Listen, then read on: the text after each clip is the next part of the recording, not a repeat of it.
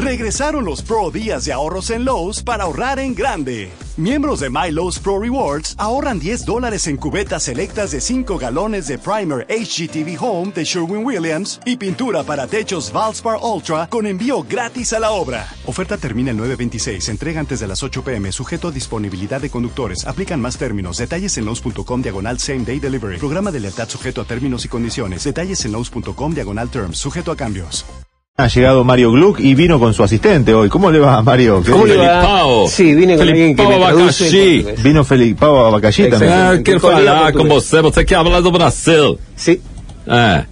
Bolsonaro presidente. ¿Usted quiere Bolsonaro? Es fascista.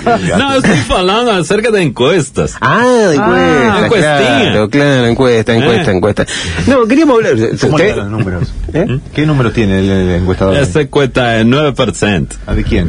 Perdón, me salió. No, se va yendo al portuñol. Ahí va. No sé cuáles son las encuestas últimas. No, ni idea. Bueno. No, vamos a hablar un poquitito de la antigua realidad, porque en realidad, o sea, hay mucha discusión acerca de si esto, pero es una cuestión de discusión muy conceptual acerca de si esto es fascismo. No es fascismo, en algunas cosas sí, en otras cosas no. Lo cierto es que es una forma, sí, de derecha autoritaria y radical. Radical en el sentido de radicalizada, ¿no? No de Unión Cívica. No. La Unión Cívica no sé qué es, pero la Unión Cívica radical, pero en sentido de extrema. Claro, de extrema. En ese sentido sí, totalmente. Pero como todos estos movimientos suelen ser globales, lo cual eso es para asustarse un poco, y porque aparte aparecen, cuando no es global aparecen imitadores gratuitos. O sea, Pichetto está haciendo, por ejemplo, de imitador gratuito. Se ve que dijo, por acá pasa la onda, claro. Entonces vamos a ser xenófobos. Pero, disculpen, ¿no? Que haga un pedido público, sí, a los dirigentes políticos de absolutamente todas las tendencias, no porque esté de moda en otro país está bueno. Claro. Porque si no copian. ¿Qué sé yo? Por ejemplo, Finlandia. Finlandia, maravilloso. Educación, Finlandia, igual, maravilla. ¿Por qué? Ajá. ¿Por qué? A ver... ¿Y si en Finlandia le pegan a los chicos y no lo sabemos? ¿Y si no se adapta a las realidades que tenemos nosotros? Por supuesto. Pero bueno, lo cierto es que el fascismo también fue un fenómeno global en la década del 30. O sea, cuando entre el 20 y el 30, el 40, fue un fenómeno global en todo el mundo. Países que perdieron la guerra, ¿no? No. En todo el mundo, prácticamente en todo el mundo, salvo países, o sea, los lugares donde no había una formación estatal muy importante, como los países africanos, que por otra parte eran colonias, la mayoría, o algunos de Medio Oriente, e incluso en Japón mismo, y incluso en parte en China, hubo movimientos muy parecidos al fascismo, en todo el mundo. No todos tuvieron gobiernos fascistas, esa es la diferencia. O sea, gobiernos fascistas en sentido estricto hubo prácticamente fuertes, hubo en el continente europeo y en el continente.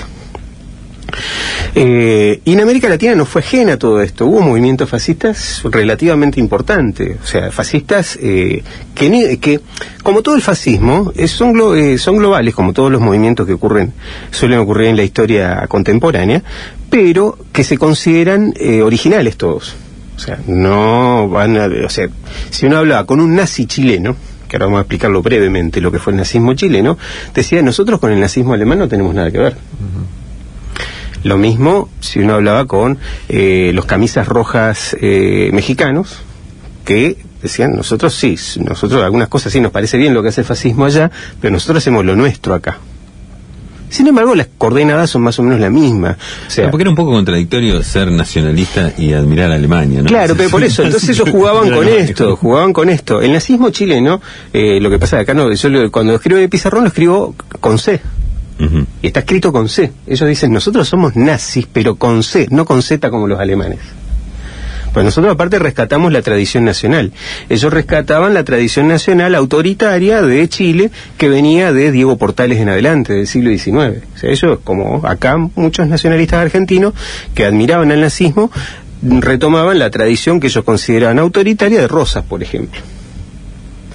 Ahora, no en todos los países latinoamericanos hubo movimientos, o sea, ninguno llegó al poder político, por suerte, pero no todos tuvieron, pero no todos tuvieron partidos centralizados. Por ejemplo, en Argentina hubo 40 agrupaciones más o menos que simpatizaban con el fascismo, con el nazismo, 40. Serán divisiones muy parecidas a las que había a veces en la extrema izquierda, sobre todo en el trotskismo, que se peleaban siempre, ¿no? Eran similares en eso, ¿no? Eran grupitos que no llegaban a ser, a constituir un grupo de padrón electoral. Nada. Ni eso, ni un padrón electoral, o sea, sí, qué sé yo, la Alianza Libertadora Nacionalista, que terminó adhiriendo al peronismo, desfilaban como la SS, pero eran 5, y se peleaban con otros que hacían lo mismo. En cambio, en Chile y en Brasil hubo movimientos unificados. Y el más grande de América Latina fue el brasileño. No quiere decir que esto tenga que ver con lo de hoy, ojo. Pero en el 32 se creó lo que se llamó la Alianza Integralista Brasileña, que entre paréntesis, si alguien quiere algunos datos, por lo menos sesgado, pero existe hoy día el Frente Integralista y apoya, adivinen a quién apoya. A Bolsonaro, obviamente. Pero críticamente, ojo, no están de acuerdo con muchas cosas de Bolsonaro. Lo que dice de los negros, por ejemplo... tibio. No, claro. No, ellos son mucho más democráticos que ellos. Mire usted. Pero que Bolsonaro entonces ya es un extremo tan grande que ni los nazis de Brasil. Que no eran nazis estrictamente. La Acción Integralista Brasileña fue fundada por un intelectual político, de esos que fue Plinio Salgado, que era escritor, y muy buen escritor por otra parte. Bolsonaro, convengamos que no sé si escribirá más allá de mi papá me ama o mi mamá me mima, qué sé yo, no creo que pase de eso, ¿no? Era un escritor y venía del modernismo, de las vanguardias, algo muy común, digamos. Era como si Lugones, que no pudo hacerlo acá, hubiese fundado un partido fascista, ¿no? Y Acción Integralista Brasileña surgió en el año 32, se fundó en 32, y fue el primer partido, o la primera agrupación, porque ellos no se consideraban partido político, de masas en el Brasil. O sea, yo les he dicho que el PT es el más importante partido de masa que tuvo en el siglo XX e incluso el XXI de Brasil. Pero el primero, sin ser excesivamente masivo, fue el integralismo. Llegó a tener 1.300.000 afiliados, se calcula. Lo cual para el año 33, 34 era muchísimo. Y apostó mucho a, todo el planteo fascista, es decir, el gobierno tiene que ser el gobierno de las corporaciones, el gobierno donde no haya democracia, haya un solo partido, y esto es el totalitarismo, que lo diferencia del autoritarismo, meterse también en la vida privada, un catolicismo muy fuerte, sin que la Iglesia lo apoye necesariamente, porque no es que la Iglesia lo apoyaba, tenían sectores de la Iglesia con ellos, pero no es que la Iglesia lo apoyaba. Desfilaban con un uniforme verde, eran los camisas verdes, tenían como signo la letra sigma. Sigma, ustedes vieron que en el Excel, ¿qué significa? La suma. La idea es justamente la suma. La raza superior tendría que ser una raza mestiza. Entonces, ahí uno ve, si busquen, que hay un montón de imágenes en internet, de tanto videos como sobre todo fotos, de los desfiles, y los desfiles aparecen negros, aparecen mujeres, que es la primera agrupación política que tiene mujeres, no en un rol, digamos... Sí, pero están. El rol era la asistencia social, y trabajaban en eso también, la asistencia social. Insisto, católicos, y siguen siendo, el Frente Integralista actual sigue siendo católico, entre otras cosas, esa es una de las diferencias con Bolsonaro, aparentemente. Anticomunista, esto es un signo común, digamos, de todos los movimientos fascistas o parecidos. Un grado importante también de antisemitismo, pero no en contra de los negros. Los negros forman parte, es más, ellos se saludaban con un saludo que era Anahué, que era algo así como compañero, pero en tupí. O sea, la raza indígena también estaría incorporado. Tenía una cosa muy al estilo de José Vasconcelos, el intelectual mexicano que hablaba de la raza cósmica. Es más, hubo un vínculo con Vasconcelos. Tenían estos rituales así un poco, a uno le parecían un poco ridículos hoy día. Y ellos, en un momento determinado, apoyaron a Getúlio Vargas. O sea, ellos estaban, los dos partidos que estaban en la calle, en la década del 30 en Brasil, eran ellos y la Alianza Libertadora Nacional, que eran el comunismo, o el Partido Comunista con aliados. O sea, pero básicamente el Partido Comunista, que el Partido Comunista tenía una incidencia, tenía un núcleo fuerte dentro del ejército también, donde estaba Prestes, O sea, las trifulcas callejeras de la década del 30 se daban entre estas dos agrupaciones, que eran importantes, digamos, dentro de lo que había en Brasil. No había una gran movilización política y muchísimo menos social. No. O sea, da la sensación de que en ese momento había más que ahora. Es probable. Y Getúlio Vargas, en un momento determinado, se apoya en los integralistas para reprimir a los comunistas. Getúlio Vargas incluso toma un texto que ellos escriben que se llama Plan Cohen, que es un plan supuestamente donde los comunistas iban a tomar el poder, que de hecho hay una insurrección comunista en el 35. Él lo usa para dar un golpe de Estado, les promete a los integralistas darle el Ministerio de Educación y después al día siguiente que asume Vargas los reprime y los proscribe, los integralistas. O sea, él, hay una anécdota, Getúlio Vargas es uno de esos personajes también a veces muy difícil de clasificar porque era un político muy pragmático y tenía una hija, su hija que escribió parte de la historia de su padre, parte de la biografía de su padre, Alcira, que era simpatizante del Partido Comunista, la hija. Cuando Getúlio Vargas toma el poder, da un discurso prácticamente fascista. Y marca, dice, a partir del año 37 da un golpe de Estado contra sí mismo, es bastante particular, porque él era el presidente constitucional. Se da un golpe de Estado, clausura el Parlamento y se proclama dictador. De lo que se va a llamar a partir de ese momento el Estado Novo. Y dice en un discurso lo que va a ser esa constitución, que va a ser una constitución que va a proscribir los partidos políticos, que va a haber la representación corporativa, o sea, la presentación de gremios, de empresarios, etcétera, etcétera. Toda una serie de cosas que dicen, bueno, esto es el Estado Novo, a partir de ahora terminó todo. La hija le dice, padre, ¿qué has hecho? Eso es lo que cuenta la hija. Liberal en sentido político, ¿no? Y comunista la hija, o simpatizante del Partido Comunista. Y dice, hija, quédate tranquila, eso dice la anécdota, esto lo hice en realidad para que el fascismo en serio no tome el poder, dice, los integralistas eran fuertes, recuerda esto. Y en segundo lugar, este mamarracho que dije como discurso nunca se va a proclamar, o sea, él habla de una constitución que nunca se proclama durante los 8 años que dura el gobierno de él como dictador. Algo muy particular que tiene que ver con pero él es autoritario, digamos, no es totalitario, él no quiere la movilización como quieren los fascistas. Entonces, con Plinio Salgado termina todo mal, termina preso, termina exiliado, termina todo mal también con el integralismo prácticamente desaparece, vuelve a aparecer el integralismo en la década del 60, pero ya como un partido político, se presenta a elecciones, Plinio Salgado se presenta, gana, saca un porcentaje de votos, después el mismo integralismo, lo que quedaba del integralismo forma parte de lo que llamó Arena, que era el partido oficialista de la dictadura, o sea, forman parte de eso, y ahora hay una serie de grupos, entre ellos este Frente Integralista Brasileño que apoya a Bolsonaro. Pero bueno, no es exactamente lo mismo, por lo menos no fue exactamente lo mismo en su momento, y tuvo estas características. Yo les decía también que en Chile pasó algo muy curioso, ¿no? En Chile el nazismo con C fue fundado también en el 32, 33, todos fueron fundados más o menos en la misma época, y terminaron intentando también un golpe de Estado en un momento, ellos contra un presidente conservador que era Arturo Alessandri, en el 37, fueron reprimidos violentamente, fueron encarcelados todos y amenazados algunos fueron fusilados, amenazados también de que acá se terminó con ustedes todo. Ellos estaban apoyando a un militar para que llegue al poder. Ese militar le dice, bueno, quédense tranquilos, vamos a hacer otra cosa. Y terminan apoyando, una cosa rarísima, al Frente Popular, que estaba formado por la izquierda. Los Frentes populares estaban formados en Europa generalmente en contra del fascismo. Acá los nazis chilenos apoyan el Frente Popular.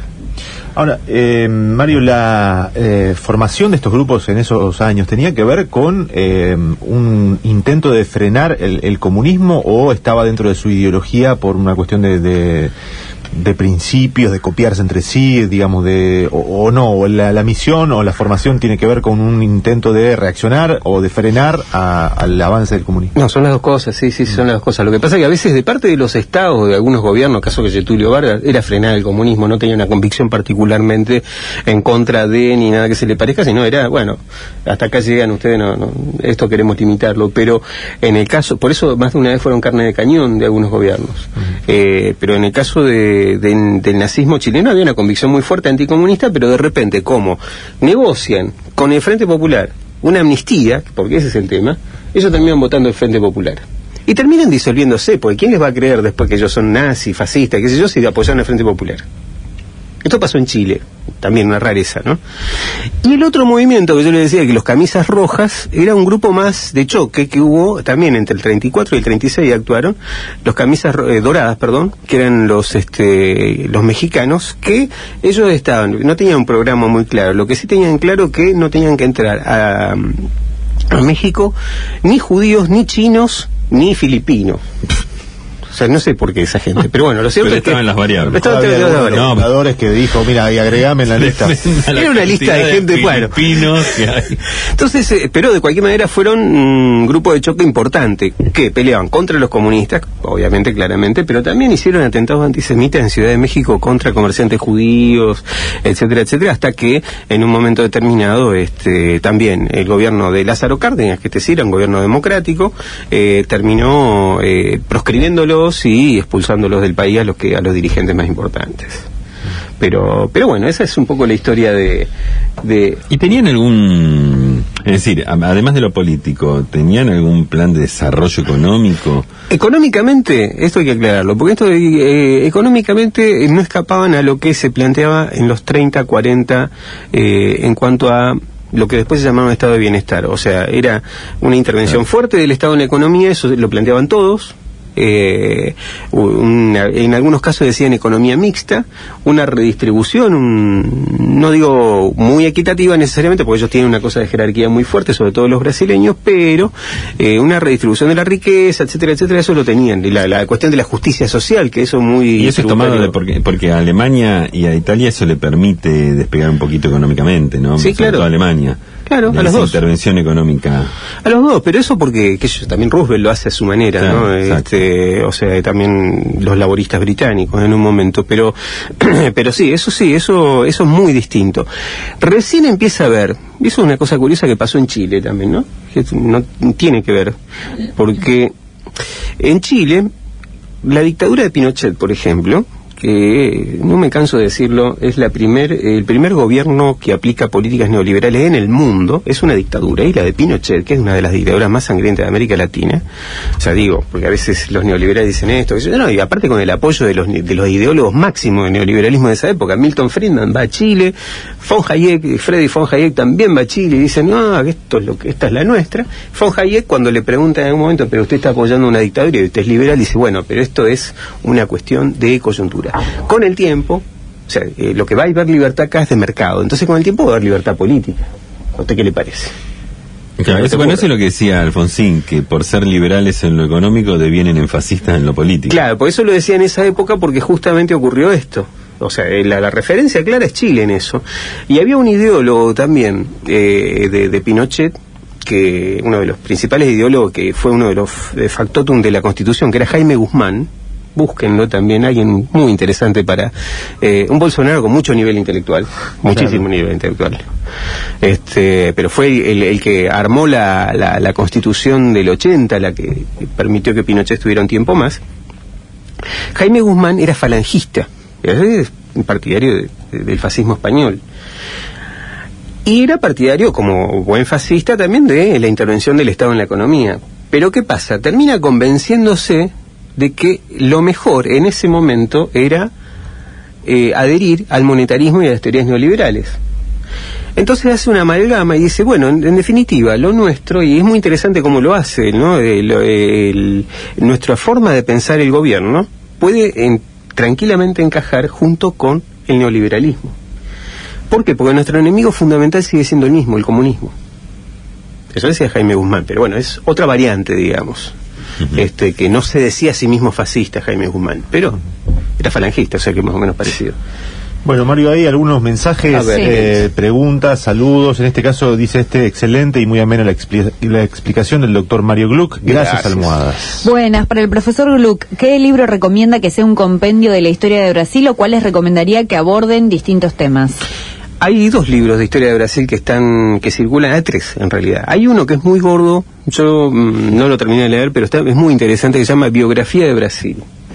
Es largo, pero igualmente se lee muy rápido, y es un libro donde cruza mucho lo de lo antropológico y lo histórico de una manera muy interesante. Después hay otro más corto y más que es de Boris Fausto, que es un historiador brasileño, que se llama Brasil, historia concisa de Brasil. Es mala traducción, porque en realidad historia concisa es en portugués. Nosotros no decimos concisa.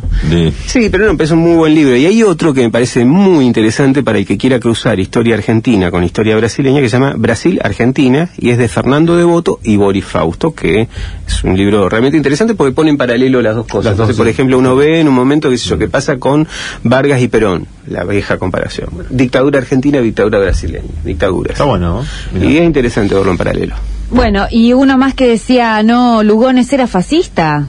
Lugones fue de todo, también fascista. También terminó siendo... No, al final creo que no. Al final, cuando el hijo se hizo más fascista que él todavía, creo que lo trató mal, pobre. No, es muy triste la historia de Lugones, pero él empezó siendo del ala más radicalizada del socialismo con ingenieros. Después pasó a ser liberal, después simpatizó con el fascismo, después en los últimos años ya estaba más o menos volviendo al liberalismo, aparentemente. Si hubiera seguido viviendo, capaz que volvía. Era alguien muy pasional, digamos. Bueno, ya que estamos hablando de Brasil, antes de cerrar agrego dos cuestiones. Dale. Una es que Caetano escribió una notita que se llama Brasil, se avecinan tiempos oscuros para mi país. Arranca con esta frase de Tom Jobim, Brasil no es para principiantes. Bueno, habla, es una nota extensa y dice, como figura pública en Brasil es mi deber tratar de esclarecer los hechos. Ahora ya soy viejo, pero en los años 60 y 70 era joven y recuerdo todo, así que debo hablar, decía Caetano Veloso. Está, por ejemplo, en Contrahegemonía Web, creo que en Nodal también está la nota publicada para que los quieran ver, y también en Media Ninja, Caetano tiene una columna en donde va a estar hablando con Roger Waters y, por supuesto, estarán abordando el tema y la situación de Brasil. ¿Te acordás que Roger Waters se había manifestado públicamente? Decían que a las 10 de la mañana iba a estar ya la columna subida, no sé si es hoy o mañana, así que pero para que estén atentos para chequear. Bien, Mario, ¿nos reencontramos la próxima? Nos encontramos la próxima. Dale, ya conoceremos los resultados de las elecciones en Brasil y seguiremos analizando algunas cuestiones de la historia. Gracias por haber venido, y hasta la próxima. Bueno, Mario Gluck, aquí en La Marca de la Almohada.